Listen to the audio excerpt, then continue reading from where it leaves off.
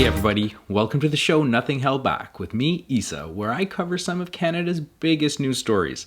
If you're here, you already know what's going on with all these railway blockades and how it's literally pitting Canadians against each other. Today we're going to talk about why the government is powerless to stop the Wet'suwet'en, at the heart of this dispute, and what they can do to help re-establish order in our country.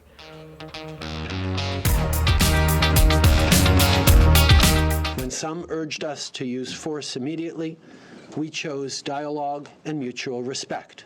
When others urged us to give up, we extended a hand in good faith. What a bitch. So why is he being such a bitch? Well, it's because Canada never got legal title to the Wet'suwet'en land. Yeah, it's not Crown land, it's unceded territory from before Confederation. Their ancestors never ceded anything to the government of Canada or the monarch of England. It's sovereign as shit. It's like its own mini country. We have no control over the land, resources, or people there. In fact, our presence there is seen by the locals as an occupation. The same word for what's happening in the Gaza Strip. This unqualified independence that they have maintained is something history has sought to keep out of our collective consciousness. Canada isn't the unified utopia the textbooks we grew up on made it appear to be back in grade school.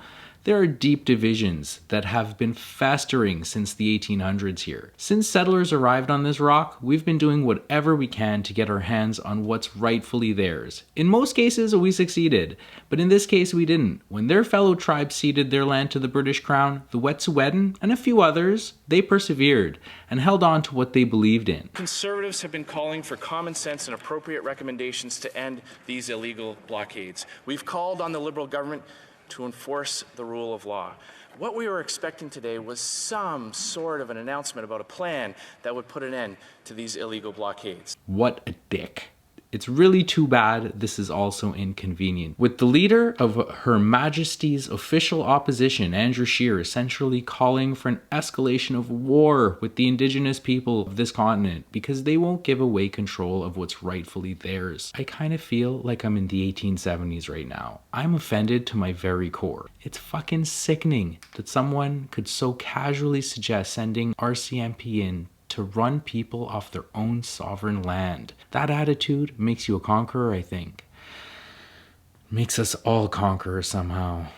As for the railway blockades, well, it's time to double down on your position or move out of the fucking way.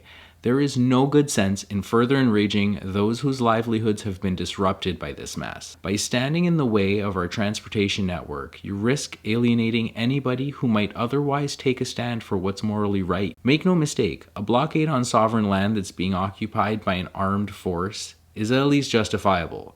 Blocking GO Transit in Hamilton, Ontario really isn't. So get to your legislature and camp out on the front lawn, or hitchhike your way to BC and stand strong with the Wet'suwet'en from the nearest Canadian town. But don't block critical infrastructure. Don't risk making this mess any worse than it already is. Police don't need injunctions to arrest trespassers, and civil disobedience from a sidewalk doesn't really accomplish what you want. I get it. As a rule of law country, there's nothing the state can do now but continue to bully these people until they cave or we can respect them enough and negotiate mutually acceptable passage across their territories. But we can't attack them simply for protecting what's theirs with the sharpest tool at their disposal. Blockades on their own sovereign territory is pretty much all they got. It's a tactic they've used since before Confederation and will likely continue well into the future if we can't coexist.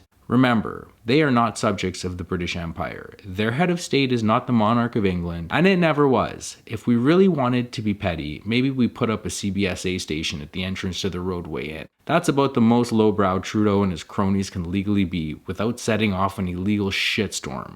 As for the rest of you, go find a way to effect positive change without grinding Canada's economy to a halt. It's more likely to bring about real change anyway. Thanks for watching. Subscribe and all that shit. See you next time.